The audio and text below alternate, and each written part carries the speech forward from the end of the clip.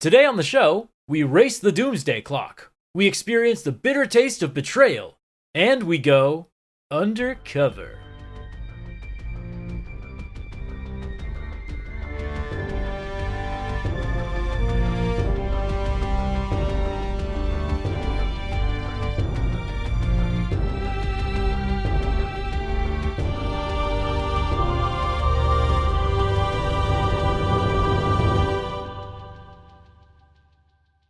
Welcome back to Lore Party's special coverage of the Halo television series. On this limited run of the Lore Party podcast, we'll be providing in-depth recaps of each episode of the new Paramount Plus series based on the timeless sci-fi shooter franchise.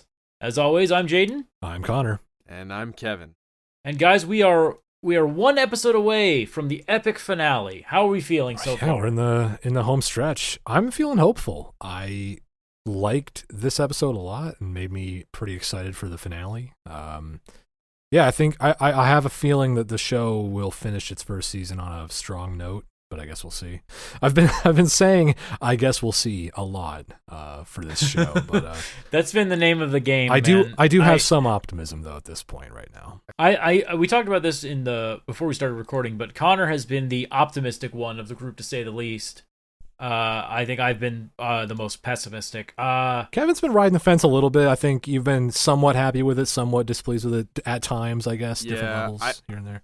Yeah, I kind of feel burnt out right now, to be honest. Like, I feel like it's not, again, the whole Uncanny Valley, like, analogy. Like, it's Halo, but it's not. It feels weird. Like, I'm there for, like, Halo, and I'm watching it, and I'm like, Halo, Master Chief, but it's not. It's, You know what it is?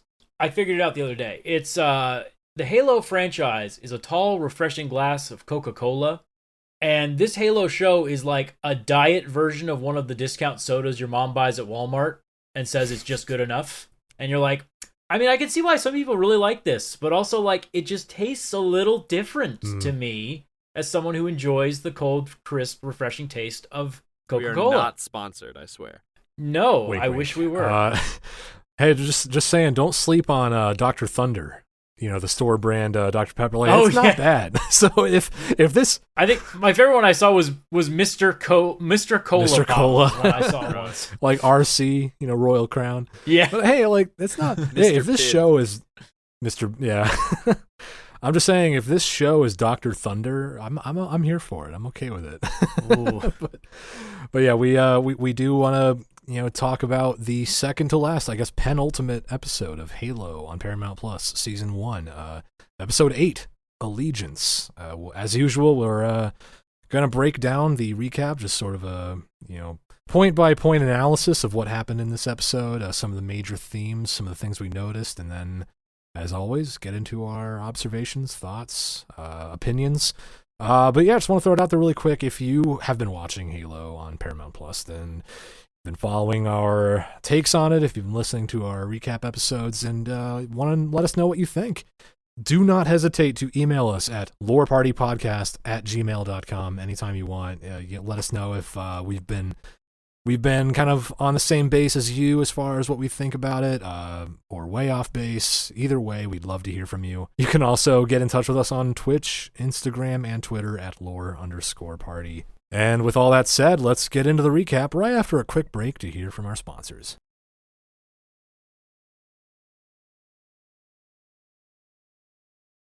Okay, let's get right down to it. Episode 8, Allegiance. This was an interesting one. We just really quick reminder from last time. We kind of had a vision trip. We had an artifact-induced mind trip that was shared between John and McKee. They both went to the mysterious ring world. Like, they didn't physically go there, but their minds went there, if that makes sense. And so Allegiance, episode 8, picks up right after that. We kind of open on John and McKee, who are both just kind of staring into the mirror. Different mirrors, they're not next to each other in the same mirror, but they're both looking into a mirror, and they're both in deep thought about their shared experience of kind of envisioning Halo together. And, if you remember, on this vision of Halo, they sort of they locked eyes, and they got close to each other, and it seemed like a tender moment, which I don't think either of them have really had very many of. So it was interesting. It was a big moment for both of them, and they're both obviously thinking a lot about it. John even traces a ring into the steam on his mirror, and McKee is kind of touching her face, almost like recalling the touch that John gave her in the vision. So they're both obviously thinking very hard about what they just went through together. And soon after that, John comes to McKee's quarters and brings her a new set of clothes and sort of escorts her out of the base, like they're going somewhere together, and they're going on a walk together. And they seem, after the last episode, they seem to have this really strong newfound familiarity with each other, to say the least. What a bunch of weirdos. Yeah. After this, they go outside, and they're allowed to roam the parks and the public spaces outside the UNSC headquarters with, of course, a Marine escort. And Halsey, Aiden, and Cortana are all monitoring them. The whole pair of them. They're noticing that their vitals have not only improved significantly, but they're synced up, man. Like we're Pacific Rim now. Now they're synced up. So, they're in the drift. Yeah, they're in the drift. They're drift compatible. And so Halsey's kind of believes John is realizing something that she's always suspected of him, and that he's quote, he is connected to something beyond all of us, end quote. Yeah. Spooky. Okay. All right. Sure. We'll go with that. In the park, they get to walk around and explore and bond, and John basically gets to kind of show Maki like, hey, look, isn't this so nice? And she's kind of in her head like comparing it to where she grew up, and it's like, wow, this isn't a shithole. Like, humans get to live like this. This is kind of nice. Maybe these humans aren't as horrible as I thought they were. And Maki even mentions the book that she used to read with her friend, and explains that it's very similar to like the Covenant prophecy that she grew up to believe in with the Covenant. That the worthy will be sent on a great journey, and when the ring is activated. And then he's like, "Well, that's cool, but like, what happens to people who aren't worthy?" And she's like, "Oh, they'll be cleansed." And he's like, "Hold up, wait, what? What does that mean?" You also remember too. She notices the trees, and she says that this place has trees and there's grass and everything, and so for her, that's not something she's ever really experienced, and she sees this as like Reach is like this utopian human society. Yeah, this is the good world, not the bad world. Yeah, it's so they get into this almost swapping stories, like really just basic getting to know you stuff, and but yeah, John is obviously sort of uncomfortable at this mention of this great journey and what the ring could be used for if the Covenant activate it and all that stuff. And but he opens up a little bit too. He tries to relate to McKee like with his childhood, but he doesn't remember much. Obviously, a lot of it's blocked out. But he does he kind of tries to counter what she says, like, hey, humans aren't all bad. I remember some good things about growing up. Like, there were things that made me feel hope and and feel loved, things that were worth protecting. And then he gets the guard's like, hey, Chief, come over here real quick. And like when he walks away, the scariest thing that's ever happened to Maki ever, a dog barks at him or at her. It's like, oh, you lived with aliens for 20 years and the dog scared you, huh? All right, fine. And that scares her so bad that she activates her little energy finger of death thing, which again, we've seen from other episodes of the UNSC has that like vast surveillance network. I don't know how that they didn't see that part. This is like the third time where she's whipped out that dagger. Yeah, and no one somehow noticed. The nurse saw it last time, didn't she? Like there was like a nurse in her room with her. How did she not see it? That's weird. Yeah, I mean, you could understand how she's on edge though. She's kind of in enemy territory. Oh yeah, she's in enemy territory. A loud noise that she wasn't expecting would startle her. But yeah, it's kind of hard. It's kind of like no one else sees that. Yeah, But again, she has the finger and she doesn't point it at anyone. So thank goodness she doesn't kill the dog with it, which I would have been very upset about. So glad that didn't happen. That would have been Well, they want the audience to like her. Remember, she's I guess so. We're supposed to feel sympathy. She murders that dog. No one's gonna care. True. So while this walk in the park is happening, this is pretty funny. Parangosky's watching it, and from the drones or whatever, and she's just like, balking at he's strolling around the park with her. Like she can't believe what she was doing, and like kind of showing so much compassion and regard for a prisoner of war, basically. She's 100% right. Oh, yeah, totally. I mean, she's watching all this happen. Captain Keyes is right next to her, and so they're both kind of, just watching from the sidelines as John and McKee, share some peaceful time together.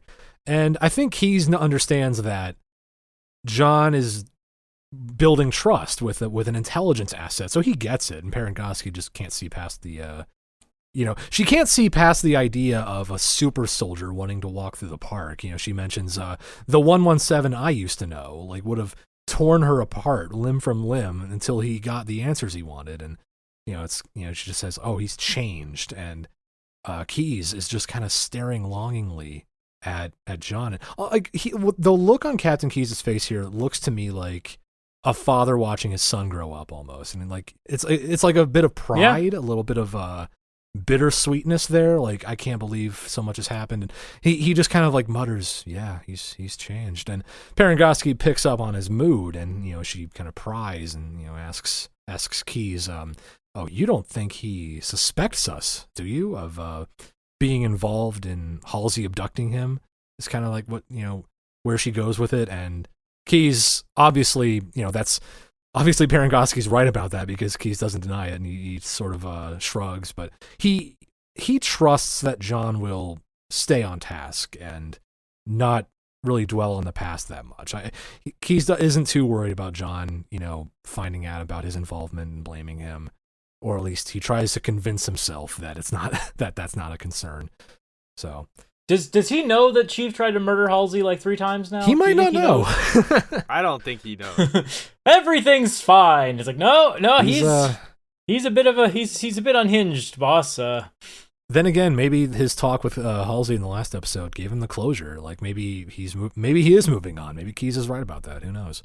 Yeah. So after that, John is then summoned back to headquarters, where footage from the planet Criterion it's being reviewed, and the planet has fallen to a Covenant attack. Its defenses were breached. Its cities were literally just turned to molten slag. Population assumed like completely gone. It's glassed. It's gone. The planet is toast. Well, it's burnt toast. And so someone ruined that toast. Yeah, right. The UNSC personnel, like throughout the command center, they look in shock. They're in horror. They're crying. They're grieving. And then Keyes just kind of demands the feed to just be cut. Yeah. He's like, stop playing this. Enough. We've seen enough. We can look at this only so long, and nothing's going to change. So he and Parangosky argue that the merits of responding, because first Parangosky's like, well, we should do something. And was it Parangosky, right? Yeah, Parangosky wanted to like send the fleet there to respond. And and Keyes is like, why? They're all dead. There's nothing left. Save. What's the point? We're just going to be sending people to die. Yeah. What about the survivors? He's like, there's no survivors. Do you think people would survive that? Probably not. Not for long. Yeah. Probably not. So then all of a sudden John chimes in, and he shows up, and the fight he says the fight should be taken to the Covenant before it's too late. And he proposes using Maquis to find the second artifact, so it can then be recovered and then used against the Covenant. Which he's very excitable about it. He's like, we can do it. We can trust her. And it's kind of like, what? Parangosky and Keyes are obviously... My new girlfriend is cool, guys. Come on, let her hang out with us. Parangosky and Keyes are definitely skeptical, but John is... he's their kid, right? He's their, like, guys, come on. She's a good girl. Like, come on. Like, that's literally what... He convinces them that we as humanity, we can trust her. I don't know. Yeah. Clearly, John is mesmerized by his first love. Yeah, I guess so. So, meanwhile, while this is going on, while John's pleading his case, Riz and Vanek are attempting to reverse engineer the Covenant Phantom that they captured, and they're also talking about Kai's condition. They're like, yeah, she's getting there, I think. Which I love. This is probably one of my favorite scenes in this episode. Same here. Just because she goes, I think she's okay, and then it cuts to her just getting cheered on by a crowd as she's lifting like 10-ton vehicles by herself. And I'm like, that's fun. I mean, at one point she even lifts a warthog with like so people cool. inside of it. That was awesome. And like all the soldiers are betting on whether or not she could do it. I actually legitimately I was like, that's some Spartan stuff. That was a really fun scene. Like when she finishes like lifting the warthog and she just like throws it down. She's like, "You got anything heavy?" Like Kai's just having the fucking time of her life. It's awesome. She's really living it up. Yeah, which again, this is only possible because she took the chip out. Like she wouldn't do this before. Like this would be a waste of her valuable military time to be doing something like this. I can't believe I'm saying this. So this is a Halo like show, and Master Cheeks and the entourage of people we've already seen are not my favorite characters. Kai is my favorite character. She is so Kai's great. Badass. I like her a lot. Yeah. And while Kai is just having fun, living it up, being a badass, showing off for the Marines, Miranda is in her lab, the one she inherited from her mother, and she's struggling to crack the translation of an intercepted transmission from the Gladius, which is the UNSC warship that McKee attacked earlier on in the show. Miranda had mentioned this kind of transmission before, and it was, she'd mentioned that, oh, hey, maybe McKee can help me, translate it and decrypt it and all that. And she's still working on it. Captain Keyes shows up, her father shows up, and, she explains to him, like, it's close, I'm almost there, but there's some sort of weird variable I can't seem to figure out. It's like a speech impediment almost, or a dialect that I haven't seen before. So yeah, there's something weird about, I think we as the audience, we all know who the speaker is and why it's throwing off Miranda's attempts to translate, which we'll get to later. But as her father, as a good dad, he's just kind of pats her on the shoulder and urges her to keep trying. If anyone can figure it out, it's you. He says to her. Really nice little moment. Yeah. He's happy. Lovely. It's nice to see a dad being just happy. Yeah. About being his proud, daughter. not being horrible. Like he's actually treating her like his kid for once and not a soldier. Yeah, it's always nice to see. Okay, so this is where it gets a little bit rated rated R there. Or something This takes like a turn. This was spoiled for me by the internet before I even got to watch Same the damn here. episode. Same here. No one could keep it quiet. Yeah, any kids out there? Yeah, just fast forward through this part. This might not be your thing. I can't believe I have to be the one to do this. Okay. Alone in their quarters, Maki mutters in Sangheili, apparently conflicted about what they're gonna have to do. So John dismisses. He shows up and he tells the guard to GTFO, and the guard's like, "No, I'm here to guard this." And he's like, "Get out!" And so he's like, "Fine, okay." By the way, you guys have no idea how scared I was. They were going to call him Johnson. I was so worried. I was going to be like, come on, guys. Don't do that. So John dismisses Maki's guards and informs Maki that she'll be allowed to use the artifact to find its twin. And then he also gives her a copy of the book that she mentioned, which clearly, moves her. It's a nice little gift. They're going steady. Yeah. And they lock eyes, and Master Cheeks start clapping. That's what I got for you. I was gonna go more subtle. I was gonna say, why was Neil Diamond suddenly playing? Hold on. Okay, this scene was way more tasteful than you were making it sound. Yes, it was. There was no banjo music. It was tasteful music. They get pretty intimate, and they start showing a particular interest in each other's scars, which is we don't kink shame here. That's cool. And the next morning, just exploring each other. Yeah. There's Yeah. I don't think either one of them have actually experienced another person in general, like the human body. Mutual virginity going on. Yeah. So the next morning, I would say the next morning, but kind of maybe a couple hours later, because there's a 2 time skip. Maki wakes up and is laying next to John. And that finger, that little sword that, we've seen so many times, is right up against John's neck. Yeah. And we're about to see John get killed, And all of a sudden, it doesn't happen. and Maki goes to the sink and tears their takes the fingernail and just rips it off, man. Yeah, like that's brutal. Like, that was pretty gory. I'm not gonna lie. Yeah, that was great. No, I loved it. Kind of, I don't know. I was sitting there watching it like, why would you do that? That's a great weapon to have on your person just in case. Yeah. But maybe there's a tracker. Maybe there's something that, like, I don't know. Yeah. Which kind of seems weird because if there was a tracker, then they would know where Reach was, and like that would be a whole thing. So yeah. I don't know why you'd take that out. I think it would be a really cool advantage. I think it had more to do with she just didn't want to be tempted to use it on John. She's kind of like removing that option, like kind of.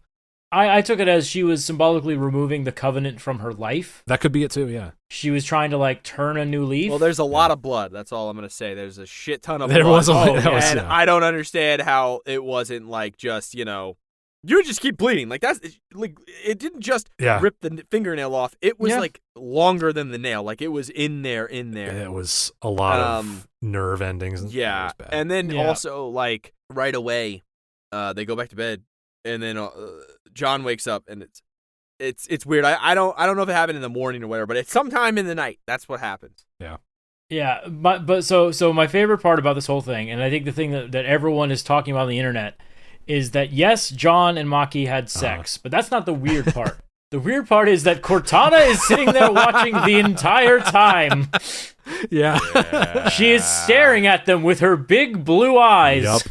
And she has a look that's like horror and also curiosity. Yeah, it's hard to describe the look on her face. Yeah, it was like someone would argue where it's like she's horrified but also weirdly into it, and I was like, I don't like either one of those descriptions. It was like curiosity to me. It was like amazement and just like, wow, I can't believe this is happening. She was like, ooh, so that's how you do that. Interesting. Hold on a second. She is this Cortana is technically in John's brain, which means she is kind of John, and like I don't like this, or at least she can like tap into everything that's going on in his body. If that like, I don't like this. Yeah, see what I see. I didn't think of that at all. And I didn't think of that at all either. Kevin, I hate you for making me realize that. I'm really not happy with that. Oh, yeah. Jesus Christ. Okay, well that's nightmare fuel.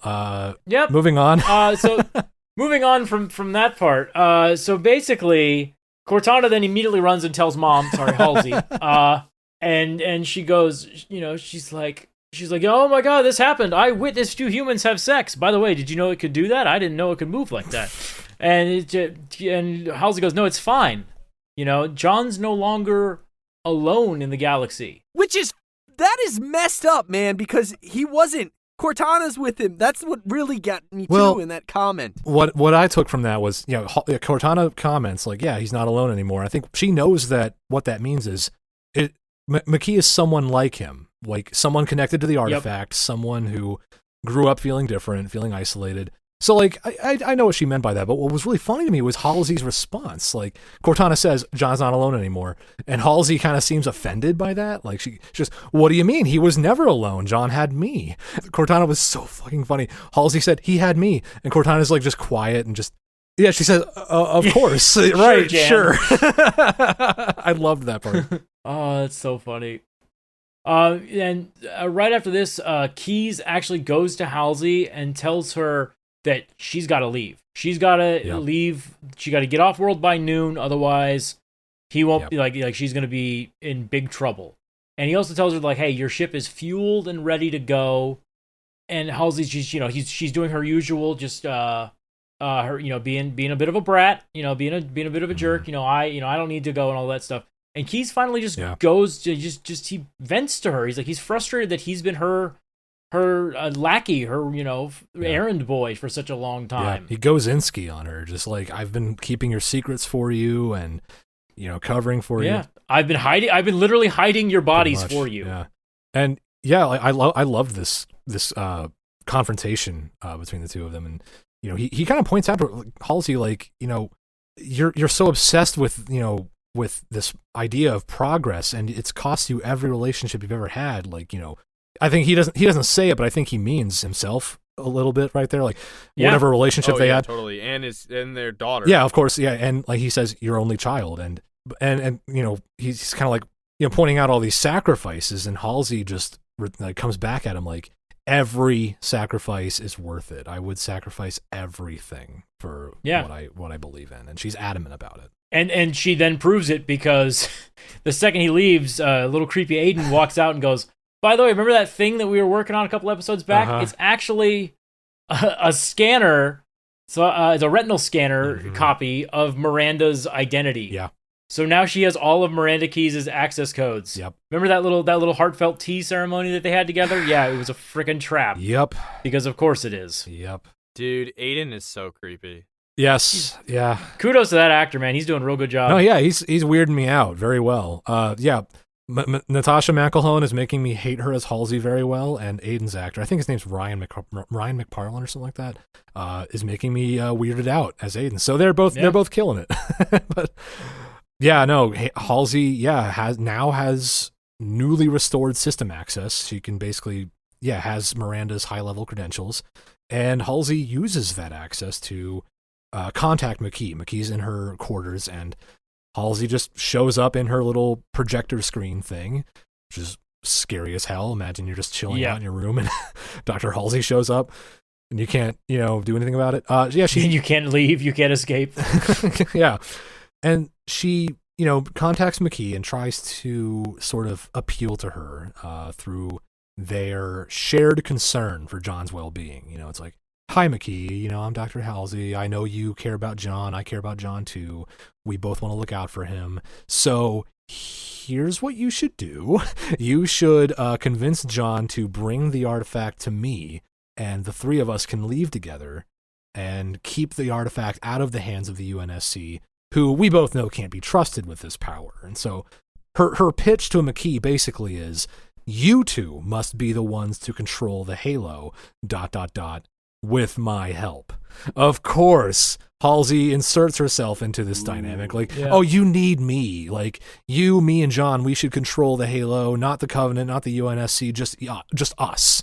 And it's like this whole big sales pitch to McKee, but McKee sees right through it. Like, she knows Halsey's kind of playing a game here, doing a ruse here, and she just shuts her down. Like, "No, like, you just want the power too. You're just like, you're just like the prophets back on High Charity. You're just like the humans who tortured me half my life. You can't be trusted with the Halo more than anyone else." So she kind of shuts him down, and obviously Halsey is disappointed in this. She kind of does this little soliloquy, this lamentation of, this propensity for attachment is such a weakness in the human brain, and Cortana just sort of pretends to agree. It's pretty funny. Cortana's kind of like under the impression now, I think, that Halsey is like, okay, like rolling eyes, like, all right, this. Yeah, starting to not be on Halsey's side all the way at this point. And the guard comes in too and is like, "Who are you talking to?" And then like just looks around and then like does this weird NPC like walk out of the room. Like it's like an idle animation. Yeah, it really, because like it felt like he walks in, he yells at her, and then it sounds like he turns her sneak on, and then he just turns around and just walks out like awkwardly. Yeah. So after the gamble with Maki fails, Halsey then decides to activate her backup plan, a secret like back channel to the Spartans of Silver Team called the Z Protocol. Yep. So Riz, Vanek, and... Which we've seen her do that before. We've seen her do this before when Chief went rogue the first time. That's right. Yeah. And so Riz, Vanek, and Kai are ordered to ignore any and all other instructions, and they're sent to retrieve John, Maki, and the artifact. And they're told that John can no longer be trusted. He's going to be taken out of action by Cortana, to which Kai objects vehemently. Like, Kai is like, "Wait a minute, hold on here." They get dressed, they get their armor on and all that stuff. And then, so Kai keeps saying, "Hey, this isn't right. We can't do this. Like, there's nothing wrong with him. We know there's nothing wrong with him." And Halsey then cuts Kai out of the channel and orders Riz and Vanek to knock Kai unconscious and handcuff her to a concrete bench in like the break room or whatever. I figured it out, by the way. I figured out the biggest side effect of the Halo artifact. It makes your body allergic to wearing helmets. That is why every single character, once they touch it, they refuse to wear their helmet anymore. It's the only logical explanation, and I don't think I'm wrong on this one. You got to see my point of view here, because there's no reason. It definitely feels weird that Kai would just take her helmet off to say, don't do this, like to object. Like it didn't really make much sense. Left her open. But after they handcuff Kai to a concrete bench in like their locker break room, then they get into position to ambush John and Maki, while Cortana jams the local communications. Cortana is even kind of feeling a little bit like sus about this whole situation. Not sure about it. Yeah. So meanwhile, this is happening. Miranda, she's about to they were scheduled to do a test on the artifact with Maki, right. So she's getting ready to go work on that. And so she's doing one last run on the voice test, because I guess that was the last thing she was going to do. And all of a sudden, it hits her, and she figures out, oh shit, that strange voice that she's been hearing in Sangheili was Maki. Right. It's a human voice. Right. It's a human voice. She realized that it's like that's not a speech impediment. That's just a different dialect. And it's different different jaw shape, different mouth. Yeah. So it's like, oh shoot, that's her. So she tries to call her dad, and it's like, oh nope, comms are down for some weird reason. Gee, I wonder what's going on. So then she immediately just starts sprinting to try to go find her dad and Parangoski. That's right. Yeah. So yeah, people are running around, shit's going down, things are getting chaotic, and but Maki and John are still kind of casually making their way down to the lab. They're about to go test it on her to find the second artifact. Or they're about to test the first artifact on her to find the second. And they're just making small talk in the elevator, and Maki asks John, like, what do you think is going to happen when we find the Halo and all that. And he gives a blunt answer that's very typical of him. Just we're destroy the Covenant and the war. That's what we do. That's what's going to happen. And Maki seems just insecure about her place in the world. Like, she's not sure what or who she is without the Covenant. She's not sure if she fits in with humans yet. She's not sure if she can live without the Covenant yet. She does feel comfortable around John, though. It's kind of like, as long as that's her only anchor at this point, pretty much. Yeah. Well, Connor, they've been in each other's brains. That's true. And in other places. So, she's still a little unsure, and she's, seeking some comfort. She asks, like, well, what happens after that? And, his only answer to that is, I guess we'll see. So, they're walking into an uncertain future, and unfortunately, they're also walking into a trap, which a freaking ambush. Yeah, which Cortana tries to warn John about. As they approach the lab, she kind of like tries to. She's been in contact with him this whole time, but he's been sort of ignoring her, and like he asked her in the last episode or a couple episodes ago to leave him alone. Well, and Maki doesn't even know who Cortana is, because right. when she's trying to talk to him, he's like, "Shut up, go away!" And she's like, "What?" Yeah, Maki doesn't know that John's talking to Cortana, so that probably comes as a surprise to her. But Cortana tries to warn John, like, "Hey, Zed protocol is in effect. Halsey's out to get you. You're walking in an ambush." And at first John just tries to ignore Cortana like he's been doing and tell her to go away. But I think at the last second he realizes, no, she's telling the truth. This is real. And so what he does is he sends Maki to kind of go ahead, like, go the long way around to the lab and, like, kind of get help, go to the lab. I'll hold them off. And so he goes out and sort of confronts Riz and Vanek. I know you're here. Let's just get this over with. And, at that point, Halsey's connection to the Spartans goes offline. Like, she can no longer see what's happening. Yep. And she and Aiden realize Cortana's betrayed them. Cortana's on John's side, not theirs. So that's a wrinkle in their plan that they didn't account for. And now comes one of the coolest fight sequences, I think, in this show. For sure.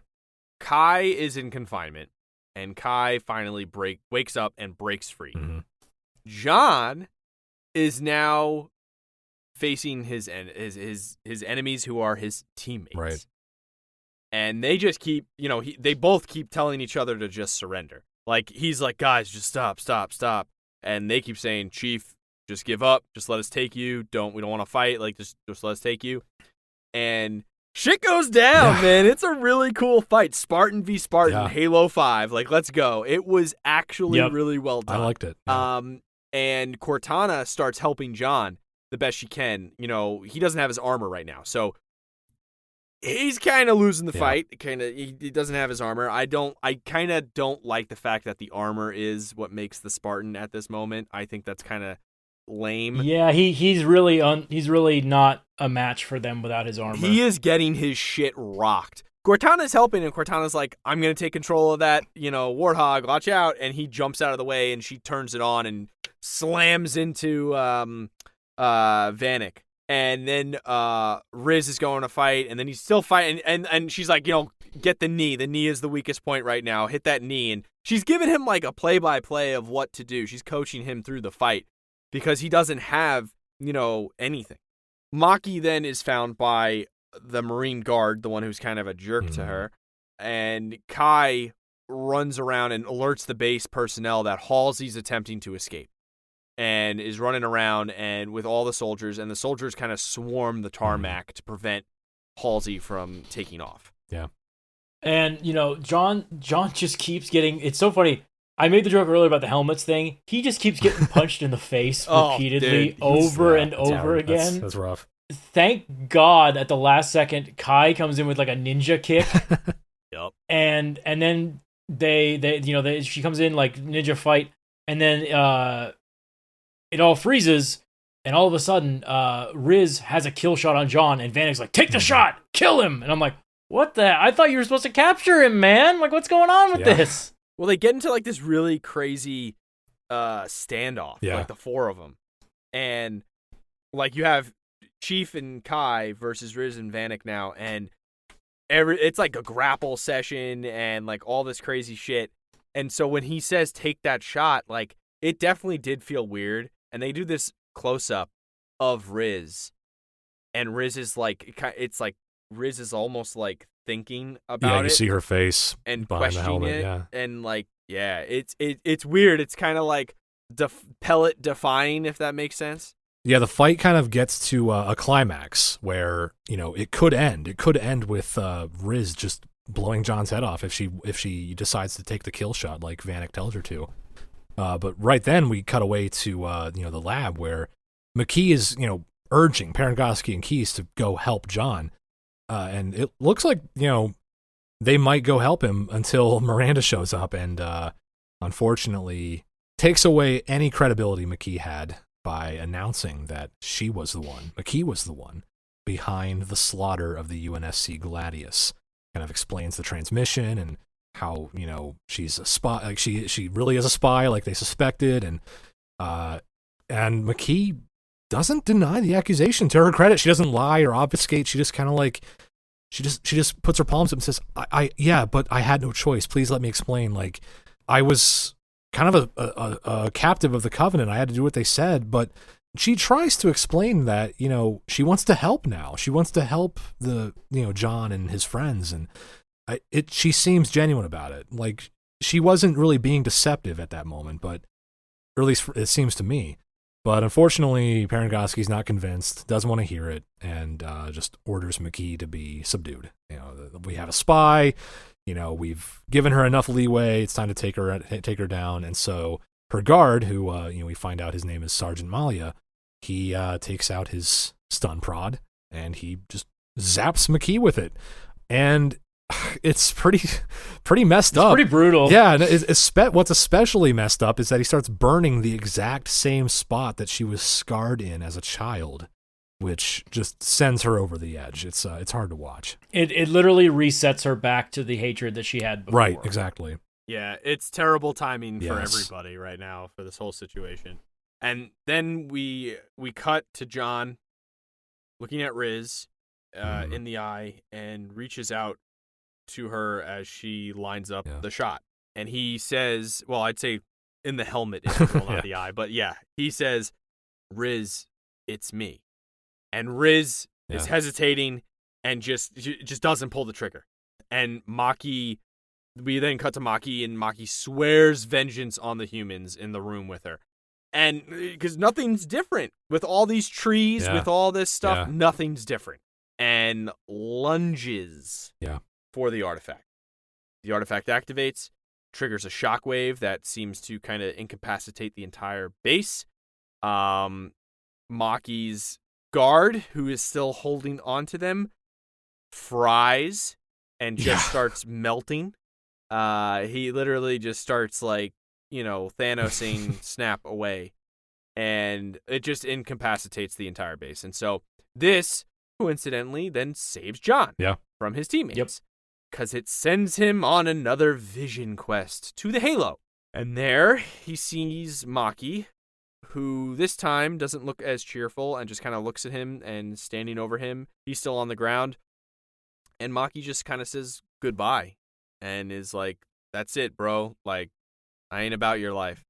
And it was just a hit it and quit it. That's it. It's kind of like, she's hit a point where John's not worth sticking around for anymore. Like she's kind of like, I tried helping people, and I tried to be a good human, and the humans were not good to me. And unfortunately, I think, at least John deserved a goodbye from her is how she saw it. But that's pretty much it. Yeah. So it's kind of like a sad low point to end on, with John's team kind of fractured and split in two. Halsey, just really going overboard with her schemes and treachery. Sergeant Malia getting melted. The artifact possibly being stolen by McKee. We don't know. We don't see what happens after the shockwave, unfortunately. So it's a bleak point to end on, though. So things are not going well. But yeah, that was episode 8, Allegiance. Okay, we're gonna take a quick break here, but stick around. We'll be right back.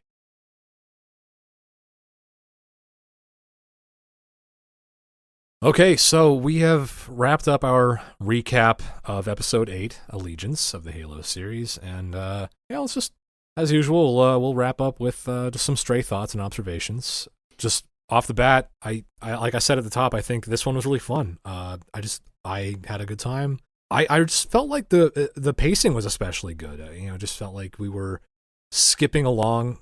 Again, you take out the Madrigal stuff, and I think it does flow a lot better. Even episode 7, Inheritance, which was entirely on Madrigal, I think I talked about this last time, where, when we're not jumping from planet to planet, that really does help the pacing. No matter which kind of arc you're following, I felt like the last Quan and Soren episode was pretty brisk, too. Like this one, like you said, like we weren't dragged down by a lot of distractions. It was just skipping along to me, what felt like a really nice penultimate episode.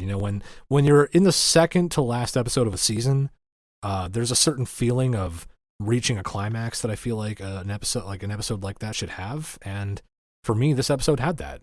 So I felt good about, what was happening and how it was being portrayed. So yeah, just generally pretty solid.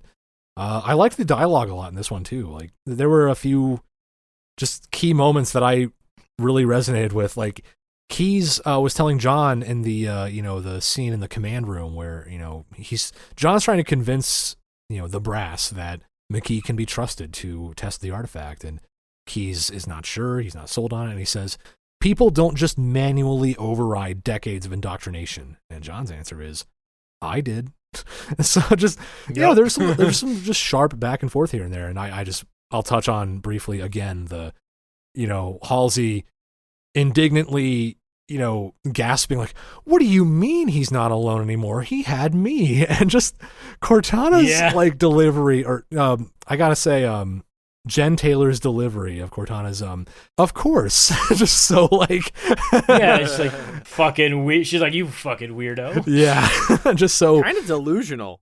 Yeah, just the put on discomfort of saying like, "Yeah, sure, whatever you say." Sure, Jan. Sure, Jan.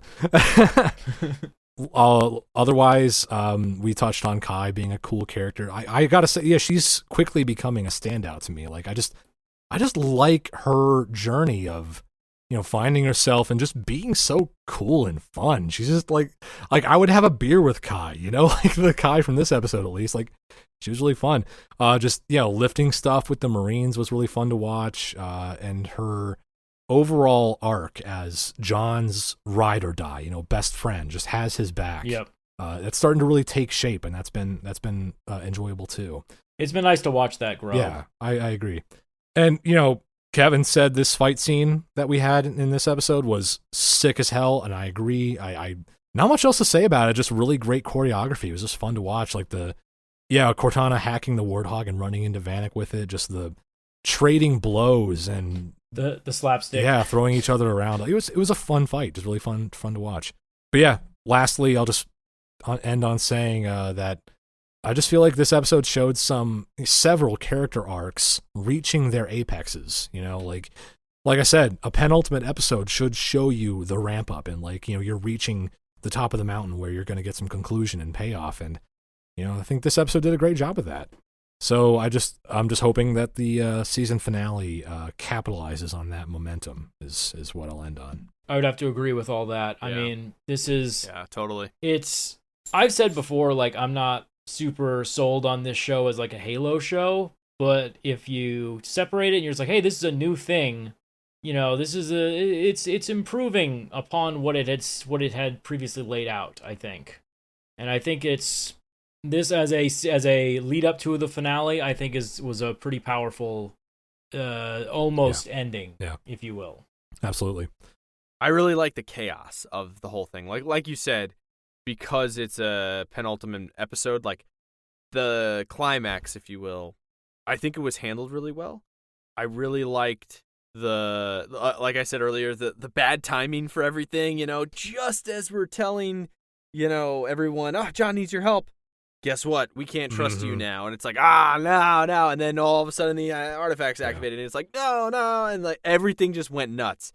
Halsey is just so delusional now. It's I look at Halsey though, and I'm I don't see the smartest person in the room. I see somebody who just has massive hubris and doesn't is almost, they think they're too smart, and so they're missing the finer details, and it's causing them problems. And I personally think the Halsey from the games would run circles around this Halsey. Just saying. I think so. I do too.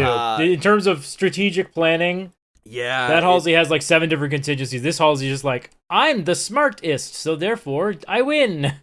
I also think that this Halsey has this complex where, because Cortana was made from my brain, Cortana knows almost exactly what I'm thinking. And it's no, you dumb fuck. That's not how this works.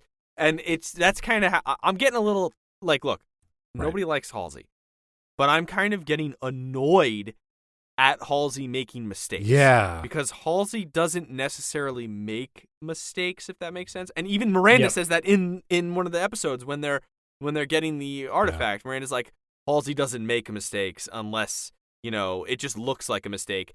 So it just feels, this definitely felt no, this was a mistake. This is a big mistake. You underestimated Cortana, caring about John.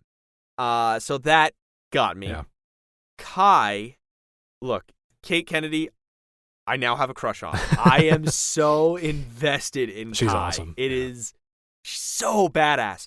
And I loved the gambling, the picking the Warthog with the 3 people on it. That whole thing showing Kai being just super strong and kicking ass and enjoying herself with other people, making friends, being goofy, that kind of stuff. I liked that. Yeah. I thought that was really cool. And again, the journey for John taking his pellet out and Kai and the regaining your humanity and the different paths they've taken. John has that companion. So the beginning of his journey is different because he's experiencing these things with another person, if you will, for Cortana. Yes. Kai is alone, and Kai didn't really have the most eventful, or I would say most enlightening experience in the beginning, aside from, dyeing their hair, and then all of a sudden they didn't really get to enjoy it because they had, shell shock essentially, and all this crazy shit happened. But Kai is having fun, and I think that's really cool to see the different paths that the Spartans are taking, because that's just people. People take different paths, and I think them all taking the same path in the beginning and now taking separate paths, it really does show them being human. And I think that's really cool. I loved it. I thought it was great. The fight scene again, that fight scene's sick. I remember watching it being yes, keep going. I liked Cortana helping him out. I kind of wish there was more of it. I wish Cortana was kind of coaching him more than just the 2 or 3 times that happened. Yeah, they had something going there with her like blow by blow helping him, and then it was cool. Kind of stopped, and I was like, oh man, go do more of that. Like Friday helping Iron Man out in Civil War. Yeah. I think that was a missed opportunity, maybe, but I also think with the whole Maki getting burned and the scar and all that stuff, that scene really got me because it was kind of showing Maki that, like, no, nothing's changed. Everybody sucks. I don't know if Maki's going to go back to the Covenant or not, because both sides have this bureaucratic bullshit, these assholes that are in charge that are not making great decisions for everybody, that are, hurting others. And kind of both sides have hurt Maki in a way. I just feel like the Covenant has hurt her less. Probably. I agree. But I think Maki realizes that the only reason they didn't hurt them is because they need Maki, because Maki is their key, blessed one, for the Halo. So that's I think it's, you're a tool. That's all you are, and I don't think Maki likes that. So yeah, I liked the episode. I actually really did like this episode a lot. I was sitting there and I was like, best episode, except for like them bumping uglies. Like, look, like I don't.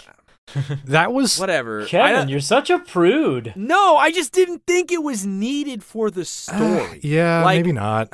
I don't care. Like, if this was like, look, I'm watching the story and I'm fine with it. Like, I genuinely am whatever to. They want this show to be Game of Thrones. They set out to make this show Paramount's Game of Thrones. That's what it is at the end of the day. It felt weird and out of place.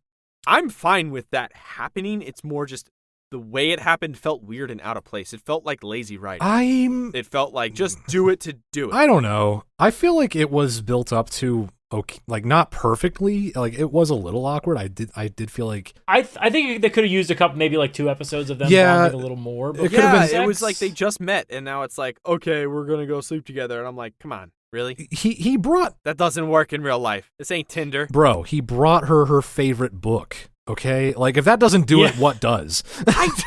All right, look, I'll be real. I did that with my wife. She's a librarian. She got a bookstagram. Like, I get it, but... I'm kidding, but... Like, I don't know. They just met. It just felt weird. She's literally a prisoner. She's a prisoner of war that, like, is obviously they don't trust. It has been manipulating them to a degree, and they know it. And I'm sorry, but if you don't see that fucking finger sword, you're an idiot. But I don't understand the flow. Doesn't make sense to me. For me, I'll give you, it maybe felt unexpected, maybe felt not completely earned. I can understand all that, but just for me, like, these are 2 people who've felt alone their entire lives, and then suddenly they don't feel alone, and they're both dealing with emotions they haven't felt before. They're both dealing with, these feelings that I get it. Like, I get how you could see it's, awkward, but like for me, I was there with them in the room, emotionally. I'm like, I get it. Like, whoa, okay. All right, Connor. Whoa, emotionally. Whoa. Like Cortana watching in a window, I was there. You and Cortana, huh? No, say it. Well, no, it's just, I get it. I can see how it would happen in a moment, like, I think the story of these characters that was told over the last few episodes was, like Cortana said, they don't feel alone anymore. And, when you feel close to someone, that kind of thing tends to happen. It can happen. So yeah, it's a lot of people harvested plenty of clicks on this when this episode dropped, and Halo Master Chief lost his virginity. It became a headline farm very quickly. Connor, you actually got me thinking just now, because when you said that Cortana sees them and says they're not alone, but now I kind of am thinking about Cortana, because Cortana, when she says that to her, now she's alone, and I think that. It's sad. I know where he's going with this. If you look, no, seriously, if you look at Cortana when she says this stuff, she's sad. And I'm not saying she's in love with Chief, blah, blah, blah. I'm not saying that shit. I'm saying is, I think when obviously she was created, she's newly alive, if you will, conscious. But now she had a companion off the bat. She had Master Chief, and then she was already But now it kind of feels a companion like, who hated him, but a companion nonetheless. Yeah, but he shunned her, and now she's alone, and all she's doing is just remedial tasks for Halsey. And it's like when she says they're not alone anymore, but now she is. And I think that is. I want to see more Cortana stuff. Like I want to see what's going to happen with Cortana this next episode. I'm very, very. I'm hyped. I'm hyped, man. Yeah, there's a lot that the finale episode coming up will hopefully just execute on and follow up on. Looking forward to that. Well, that about wraps it up. We hope you enjoyed this episode, and if you did, please take a second to rate and review us on Apple Podcasts. It really helps us grow the show. And be sure to connect with us on Twitch, Instagram, and Twitter at lore_party. Thanks for listening, and we'll catch you next time.